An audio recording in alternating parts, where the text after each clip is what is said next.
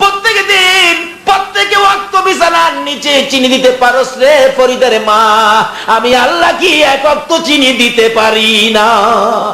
ফরিদের মা আশ্চর্য হয়ে গেলেন, এই কথা কে বললেন দেখি কি হয়। নামাজ শেষ করে ফরিদ বিছানায় দড়ি যখন টান দিলেন, মাও তাকিয়ে আছে। ফরিদ বলেন, আমি নামাজের বিছানার নিচে তাকাইয়া দেখি মার হাতে ছিল একটা পুটলা দেওয়া, আমার আল্লাহ একটা দেয় নাই, দুইটাও দেয় নাই, মায়ের চাইতে বড় বড় তিনটা পুটলা আমার আল্লাহ আমারে দিয়েছে।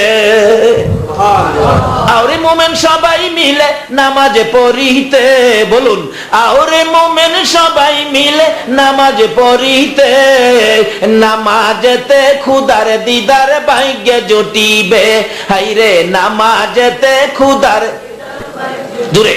আরে মোমেন সবাই মিলে নামাজ পড়িতে, আরে মোমেন সবাই মিলে নামাজ পড়িতে, নামাজেতে খুদার দিদার ভাগ্যে জুটিবে, হাইরে নামাজেতে। নামাজ হলো মেরাজ শরীফ, নামাজিরা নয় যে গরিব, নামাজ হলো মেরাজ শরীফ, নামাজিরা নয় যে গরিব, জান্নাতেরই চাবি পাবে বলছে রাসূলে, জান্নাতেরই চাবি পাবে বলছে রাসূলে, নামাজেতে খুদার দিদার ভাগ্যে জুটিবে, হাইরে নামাজেতে খুদার।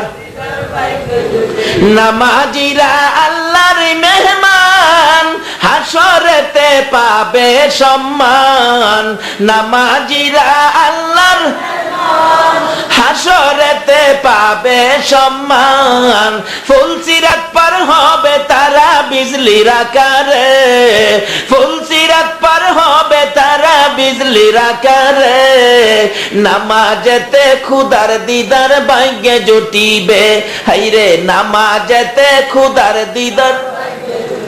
ফরিদের মা, ও মা বোনেরা, ফরিদের মা বাচ্চা বয়সেই হাসরে বিপদে পড়বো বিদায় এই চিন্তা দুনিয়াতেই সন্তানকে নামাজি বানালেন, নামাজ শিখাইলেন।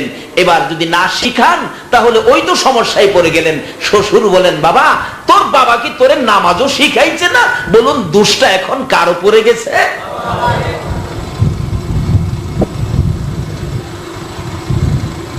জামাই কয় তাইলে কি করবি বাবা? নামাজ তো পড়বো, আমি যখন ইমাম হব তুই আমার দিকে তাকায় থাকবি, আমি যেমনে যেমনে পড়ি তুই এমনে এমনেই। কয় না, আমি যেমনে পড়ি যা করি তুমি ঠিক এমনে এমনেই কি করবে? সজাগ আছেন তো আপনারা? খারেছে আল্লাহু আকবার, পিছনে জামাইও খারেছে আল্লাহু আকবার। আসরের নামাজ তো সহজ, ঠুট নাড়াইলেই হয়। কি কার শ্বশুর তো নামাজ ছোড়া পড়তেছে, জামাইও দেহে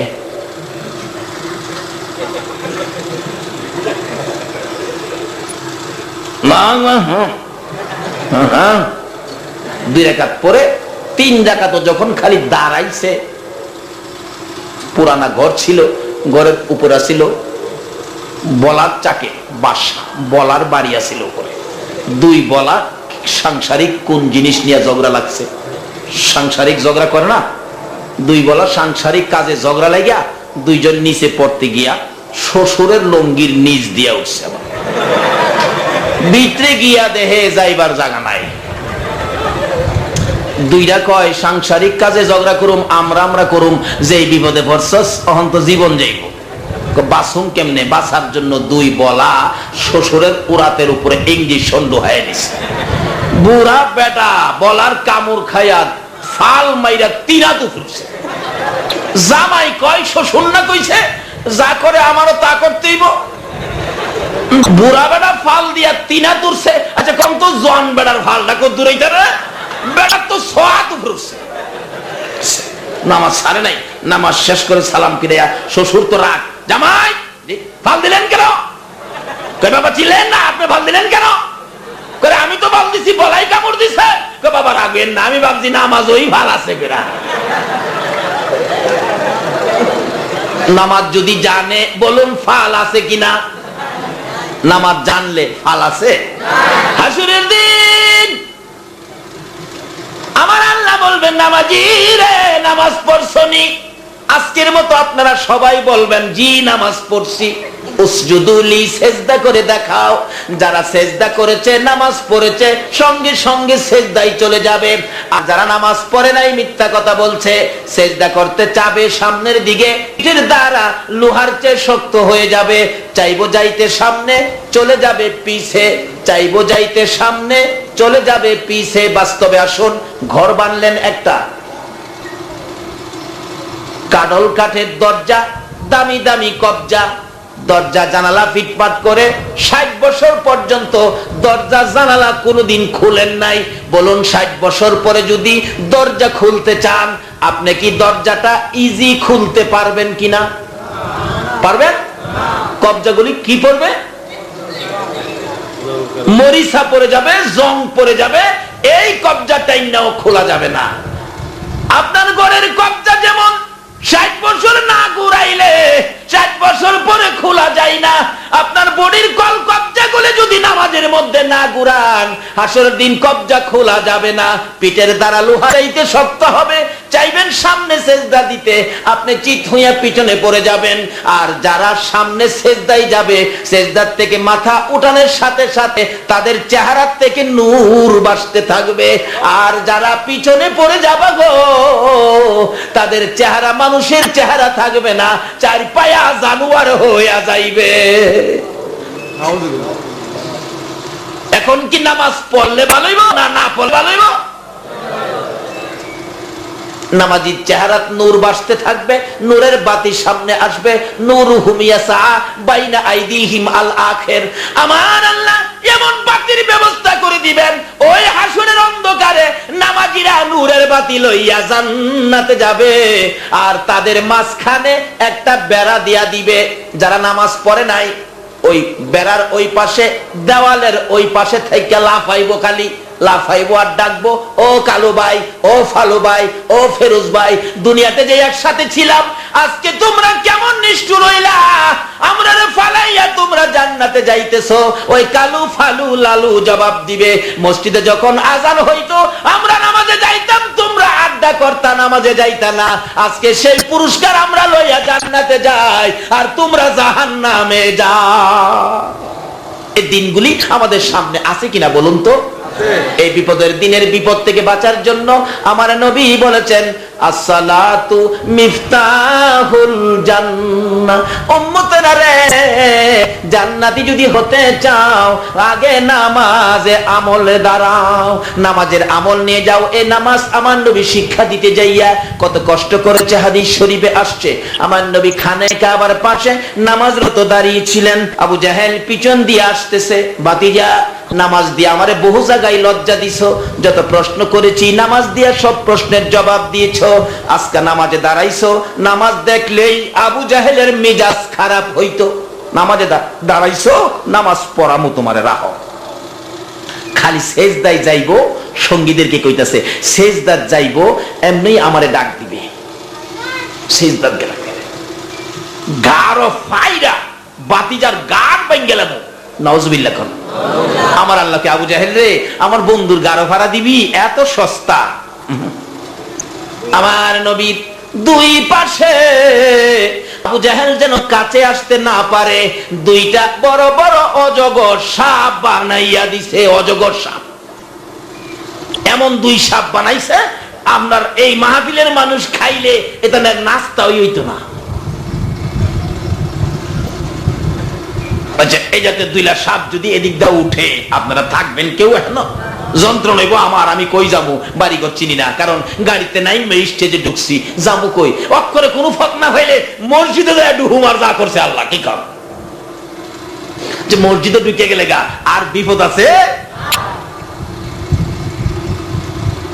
দুই অজগর সাপ ডাহে, আবু জাহেল নবীর গাড়ো ভাড়া দিবি না আমরার ভেড়ো যাইবি? আচ্ছা, অহন কি আবু জাহেল কাছে আইয়ে?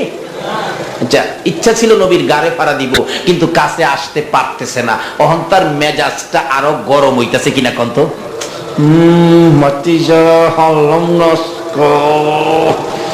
জিদ্দে একটা পাথর লইছে, পাথর নবীজিকে ঢিল মারবো।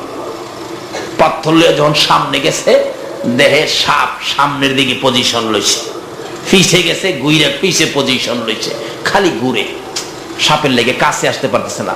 অবশেষে নিষ্ঠুর পাষাণ আবু জাহেল দূর থেকে আমার নবীর মা নাই বাবা নাই রে, এতিম নবীর দিকে লক্ষ্য করে আবু জাহেল দূর থেকে পাথর দিয়ে নিক্ষেপ করলো, ঢিল মারলো।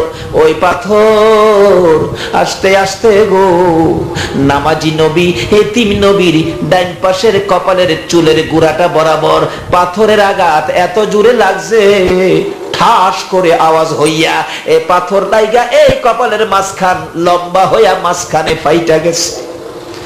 আমার নবী একটা হাত ছুটাইয়া চাপাইয়া ধরে চিৎকার মারছে, কে রে আমারে পাথর মারলি, আমার মা নাই বাবা নাই, কোন অপরাধে আমারে পাথর মারলি? আমি তো কাউরে গালি দেই নাই, কারো ক্ষতি করি নাই, কারো মাথায় বাড়ি দেই নাই। আবু জাহেল দূর থেকে বলে, বাতিজা নামাজে দাঁড়াইছো, এই নামাজ দিয়ে তুমি মাওলার সাহায্য নিয়ে যাইতা, আমারে তুমি লজ্জা দিছো, আমি এই নামাজের কারণে তোমারে লজ্জা দিতে পারি নাই, বিপদে ফেলাইতে পারি নাই। আমার আল্লাহ বলেন, বন্ধু যেই নামাজ কষ্ট করে উম্মতের শিখাইছো, এই নামাজে দুনিয়াতেও বিপদ নাই, কবরে আযাব নাই, হাসরে ভয় নাই, বিনা হিসাবে আমি আল্লাহর জান্নাতে ঢুকাইয়া দিব। কেন ঢুকাইবো বন্ধু? এই নামাজ লইয়া তুমি যে কত কষ্ট করেছো। আবু জাহেল বলেন, মাথার মধ্যে পাথরের আঘাত, এই সামনের বাঘ যখন পাইটা গেছে, আমার নবী কাঁদতেছে, চাপাইয়া ধরে, একটু যদি হাতটা সরাই রে, রক্ত মুবারক সিটা সিটা বাহির হয়, সমস্ত চেহারা লাল লাল হয়ে গেছে। আমার নবী ডান দিকে তাকায়, কে আদর করবে, বাম দিকে তাকায়, কে মায়া করবে, সামনে তাকায় মা নাই, পিছনে তাকায় বাবা নাই। আমার নবী কাঁদতে কাঁদতে কেউ আদর করে না বিধায় পাহাড়ের পর পাহাড়, পাহাড়ের পর পাহাড় পার হইয়া একবারে মক্কা নগরীর নিরিবিলি জায়গায় যাইয়া বসে বসে কান্দে, মাউত আমি আমার উম্মতের জান্নাতের চাবি দিতেছিলাম, আবু জাহেল আমার মাথা ফাটাইছে, মাবুদ গো যত ব্যথাই আমাকে দেয় না কেন গো, আমি আমার উম্মতের হাতে জান্নাতের চাবি পৌঁছাইবো। আল্লাহু আকবার। আমার আল্লাহ বলেন, বন্ধু আবু জাহেল এই মারটা মারলো, আমি আল্লাহ দেখছি গো বন্ধু। আমার নবী ওই পাহাড়ের পর পাহাড় পার হইয়া বাবলা কাটার জঙ্গলার ভিতরে যাইয়া এতিম নবী বসে বসে কান্ধে, কার কাছে যাবে? নবীর মা নাই বাবা নাই। আমরা দুনিয়াতে দেখবেন ছেলেরা যদি খেলাধুলা করে, যদি কেউ ছেলেকে মারে, দৌড়ে মার কাছে যায়, মা মাথায় হাত বুলাই আদর করে মায়া করে সান্ত্বনা দেয়, বাবা কান্দিস না, তোর বাবা বাড়িতে আসলে তার বিচার করাবো, এরকম কয় কিনা কোন তো? আমার নবী কান্দে রে, কেউ সান্ত্বনা দেয় না। আল্লাহু আকবার। এরপরও আমার নবী উম্মতের কথা ভুলে না। এমনি সময় আমার নবীর ব্যথায় ব্যথিত হইয়া গাছের ডালের পাখিরা নবীর দিকে তাকাইয়া তাকাইয়া কান্দে, জঙ্গলার হরিণ গুলো আমার নবীর চারপাশে জড়ো হইয়া নবীর ব্যথায় ব্যথিত হইয়া কান্দে। একটা হরিণ ডাকে, ও জঙ্গলার হরিণেরা, এখানে নবী বসে বসে কাঁদবে, একজন যাও না বাড়িতে, নবীর কে আছে দেখো না, নবীকে বাড়িতে নিতে বলো, জঙ্গলায় কাঁদলে রে আমরা তো সইতে পারি না। একটা হরিণ দৌড়া যায়, খানিক আবার পাশে আমার নবীর ভারী, নবীর বাড়ির সামনে দিয়ে ঘুরে, কেউ তো নাই, নবীর মা নাই বাবা নাই, কার কাছে খবর দিব? একটু পরে দেখে একটু দূরে নবীর চাচা আমির হামজাকে দেখা যায়। হরিণী আমির হামজাকে দেখে মনে মনে ভাবলেন, আমির হামজা যখন আসতেছে তার কাছে আখিরি নবীর খবর দিব। আমির হামজা বাড়ির কাছে হরিণ দেখে তীর ধনুক বাহির করলেন, তীর দিয়ে হরিণ শিকার করবে। হরিণ ডাকতেছে, প্রভু গো আমার জবান খুলে দাও না গো, তোমার বন্ধুর খবর দিয়া দে। আমার আল্লাহ বলেন, হরিণী রে আমার বন্ধুর পক্ষে কথা বলবি, জবান চাইছস, যা যা আমি আল্লাহ তোর জবান খুইলা দিলাম। হরিণী ডাকতেছে, আমির হামজা আমারে মারতে রেডি হয়ে গেছস, আমারে মারবি, আমি যে কেন আসলাম রে সেই খবর তো নিলে না রে আমির হামজা। আমির হামজা আশ্চর্য হয়ে গেছে, হরিণ কথা কয়, কি কথা বলবে, ব্যাপারটা কি? একটা দৌড় মেরে আমির হামজার পায়ে পড়ে গেছে। রে আমির হামজা, তোরে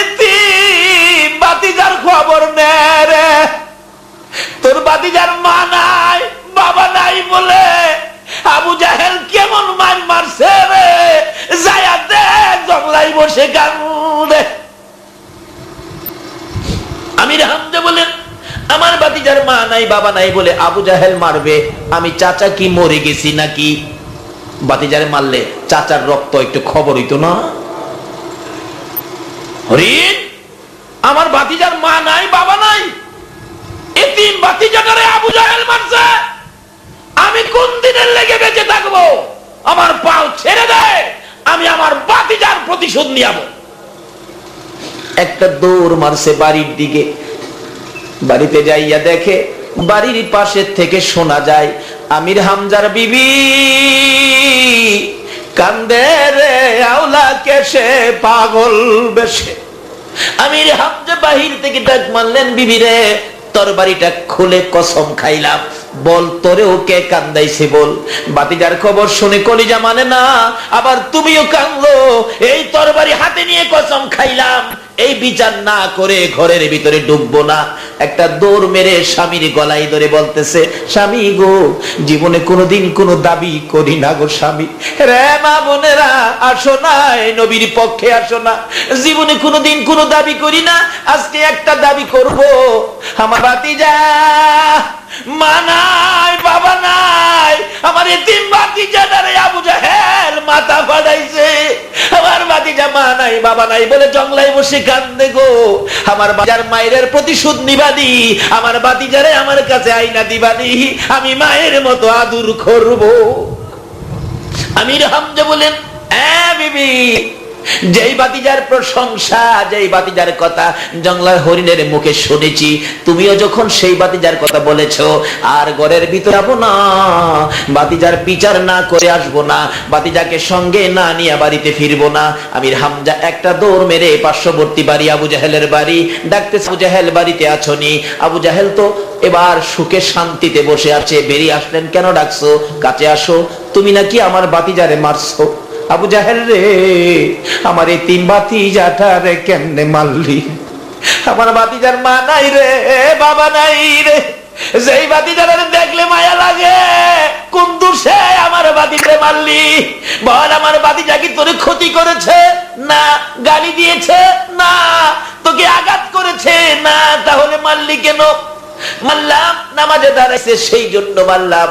আমির হামজা সহ্য করতে পারে না, তরবারি দিয়ে আঘাত করলেন, ভাগ্যক্রমে উল্টা পিছলাই গিয়া মাথাটা মাঝখানে দুইটা ভাগ হয়ে গেছে।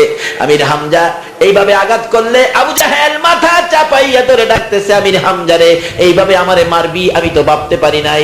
এবার আমির হামজা বলে, রে আবু জাহেল, মার শেষ হয় নাই রে, বল আমার ভাতিজা কই গেছে? আমার ভাতিজার খবর যদি না দিবি, এখন আমি তোর গল্লাটাও কাইটা পাইব। আল্লাহু আকবার।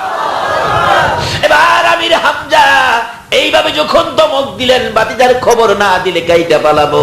আবু জাহেল বলেন, ও আমির হামজা, মারিস না আর মারিস না, আমি দেখছি তোর ভাতিজা রক্ত মাখা শরীর লইয়া রে কানতে কানতে এই রাস্তাটা দিয়া পাহাড়ের ভিতরে ঢুকছে। আমার নবীর চাচা একটা চিৎকার মারছে, ভাতিজা রে কই রে ভাতিজা? গোড়া লইয়া দৌড়াইয়া যাচ্ছে, বাবলা কাটার জংলা চিপা চাপা রাস্তা ঢুকতে পারে না, গোড়াটা রাইখা তরবারিটা হাতে লইয়া চাচা একটা দৌড় মারে রে, একটু উঁচু জায়গা পাইয়া উপরে উঠে ডাক মারে, ভাতিজা রে আমি তোর চাচা আইছি রে। কোথাও ভাতিজার খোঁজ পাওয়া যায় না। আবার দৌড়াইতে দৌড়াইতে একটু দূরে দেখা যায় গাছের ডালে পাখিরা জড়ো হইয়াছে, হরিণগুলো কোন ব্যথায় ব্যতীত হইয়া ঘুরতেছে। দৌড়ায় গেলেন, যাইয়া দেখে আমার নবীর চারপাশে হরিণগুলি কান্দে। পিছনে যাইয়া আমার নবীর চাচা এইভাবে আনজাইয়া দৌড়ে চিৎকার মেরে ডাকে, ভাতিজা রে আমি তো চাচা আইছি রে ভাতিজা। আমার নবী মুখটা ঘুরাইয়া চাচার দিকে তাকাইয়া ডাকে, চাচা গো, আমার মা নাই গো, বাবা নাই গো, আমার মা নাই বাবা নাই বলে এতিম পাইয়া দেখুন না মানে কেমন মারি মারছে, মাথাটা পাইটা গেছে, রক্ত মুবারক ঝরতেছে। আমার নবীর চাচা টাইনা টাইনা দাঁড় করাইছে, ভাতিজা কান্দিস না, আয় বাড়িতে যাই, তোর চাচি তোর জন্য পাগল হয়ে গেছে। ভাতিজা রে, আবু জাহেল তোকে মারছে, আমিও আবু জাহেলকে মারছি, চলো বাড়িতে যাই। লম্বা ঘটনা। ঘোড়ার পিছনে বসাইয়া ঘোড়াকে চাবুক মারতেছে, ঘোড়ারে চল তাড়াতাড়ি চল।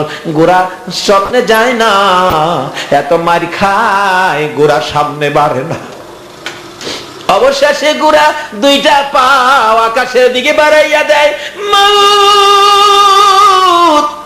আমার জবান খুলে দাও না, তোমার বন্ধুর পক্ষে কথা বলি। আমার আল্লাহ বলেন, যার খাতিরে সব বানাইলাম, এই বন্ধুর পক্ষে যাবি রে ঘোড়া, যা তোর জবান খুলে দিলাম। আল্লাহু আকবার। যেই নবীর পক্ষে গেলে ঘোড়ার ডাক শুনে ঘোড়ার জবান খুলে দেয়, এই নবীর কথা মানলে আমাদের লাভ হবে না লস হবে? ঘোড়া ডাকতেছে, রে আবু জাহেল, রে আমির হামজা, মার, কত মারবি? আমির হামজা, মারতে মারতে আমার জীবন শেষ করে দিতে পারবি, আমি সামনে যাব না। কেন যাবি না? যাকে পিছে বসাইছো এই নবীরে চিনডি, এই নবী রাহমাতাল লিল আলামিন নবী, এই নবীরে যতক্ষণ সামনে না বসাইবারে আমির হামজা, আমার জীবন যাবে, আমি সামনে যাব না। চাচা ডাকতেছে, ভাতিজা গো আসো বাবা, সামনে বসো। আমির হামজা বলেন, আমার ভাতিজাকে সামনে বসানোর পর ঘোড়া এত দ্রুত গতিতে চলছে, জীবনে কোনোদিন ঘোড়া এত দ্রুত গতিতে চলতে দেখি নাই। বাড়ির পাশে গেলে আমির হামজার বিবি দরজাটার কিনারে তাকাইয়া রইছে, কবে আসবে আমার ভাতিজা। কাছাকাছি আসার পরে দুইটা হাত বাড়াইয়া ডাক মারছে, বাবা মোহাম্মদ রে, কই মারছে রে তোরে, হায় আমার কাছে আয়, আমি মা হইয়া তোরে আদর করব। আমার নবী যখন মায়ের কথা শুনছে, মা হব, একটা চিৎকার মারছে, চাচি গো আমার মা নাই, বাবা নাই, আয় বাবা ভিতরে মায়ের মতো আদর করব। ঘোড়ার থেকে নামাইয়া ঘরের ভিতরে বসাইয়া রুমাল ভিজাইয়া ভিজাইয়া রক্ত মুবারক গুলো পরিষ্কার করার পর আমির হামজার বিবি বলেন, আমি দেখি পাথরের আঘাতের দাগ একেবারে মাঝখানে বড় দেখা যায়, সাদা হয়ে আছে। এবার ডাকতেছে, বাবা গো এই জায়গায় বুঝি আবু জাহেল মারছে? হ, কি করেছিলা? তুমি কি গালি দিছো না, মারছো না, কোনো ক্ষতি করছো না, কেন মারলো? চাচি, আমি আমার উম্মতের জান্নাতে যাওয়ার মন্ত্র, জান্নাতের চাবি নামাজ শিক্ষা দেওয়ার জন্য দাঁড়িয়েছিলাম, আবু জাহেল আমার মাথার মধ্যে আঘাত করে মাথা ফাটাইছে। আমার আল্লাহ বলেন, বন্ধু আবু জাহেলের এই মায়ের নামাজে দাঁড়াইয়া খাইছো।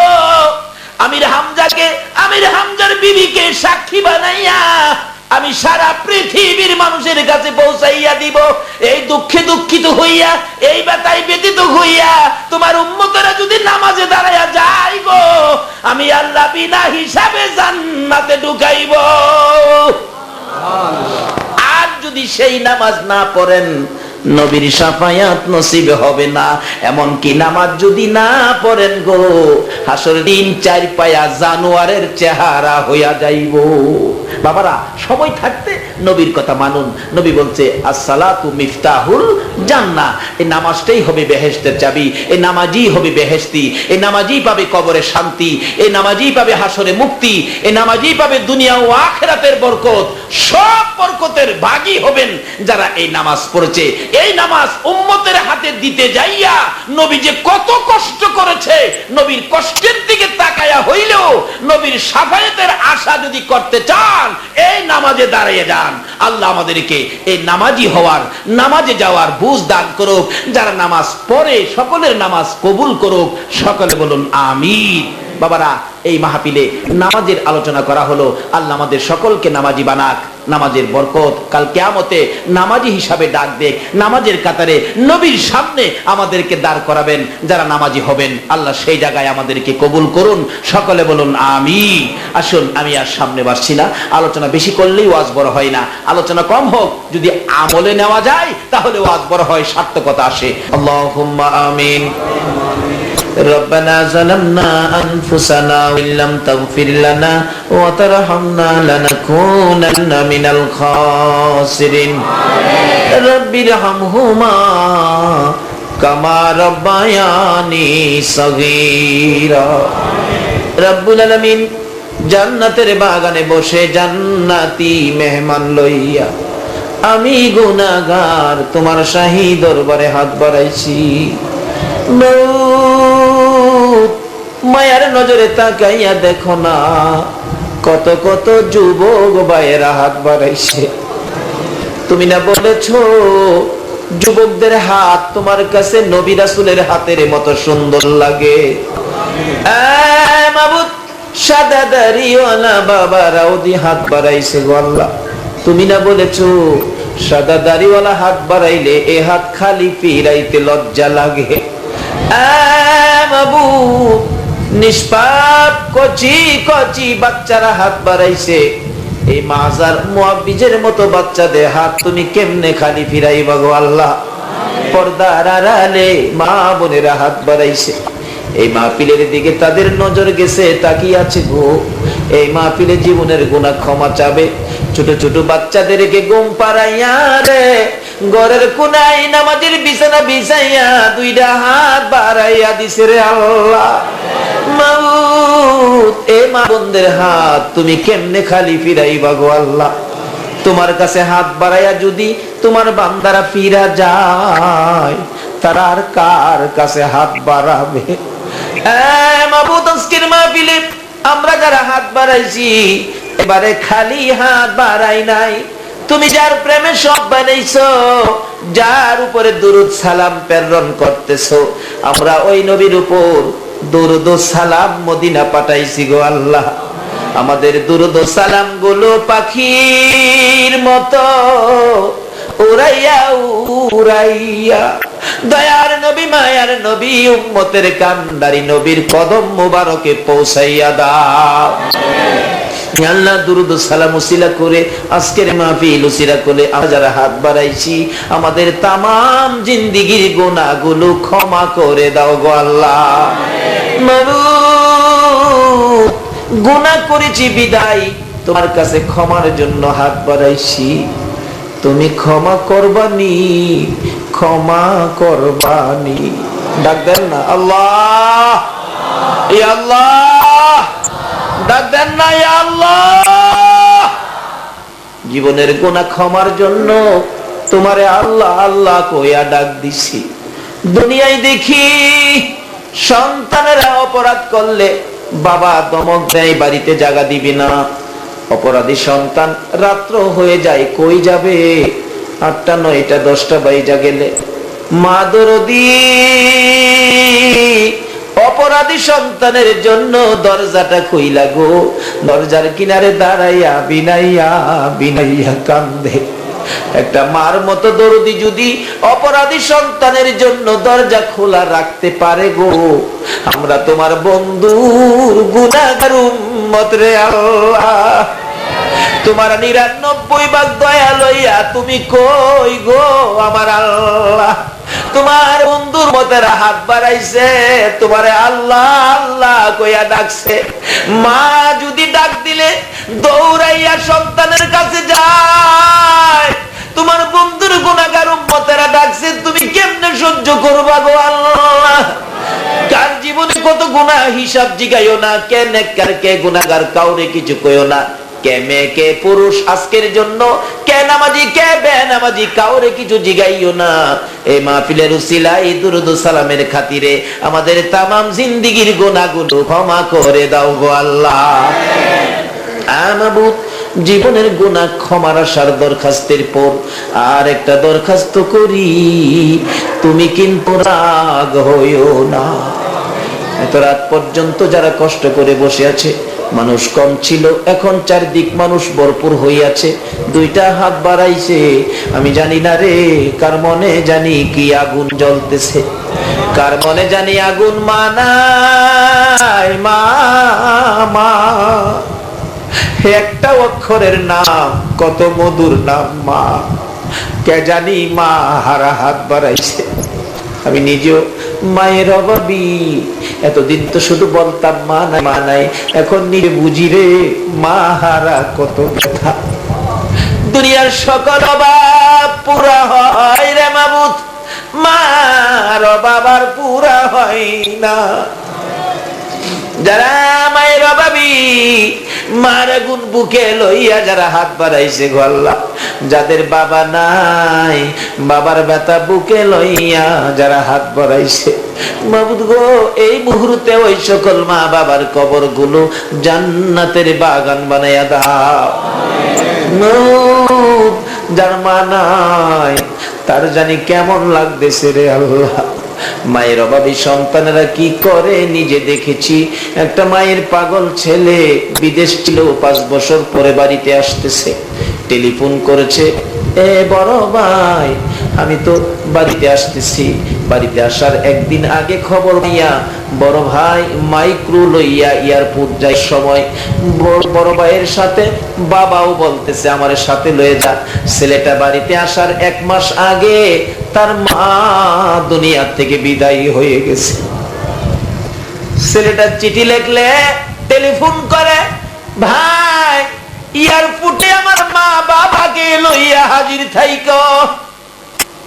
কিন্তু মা যে নাই, কোত্থেকে হাজির করবে? বুড়া বাবা সহ বড় ভাই দাঁড়িয়ে আছে।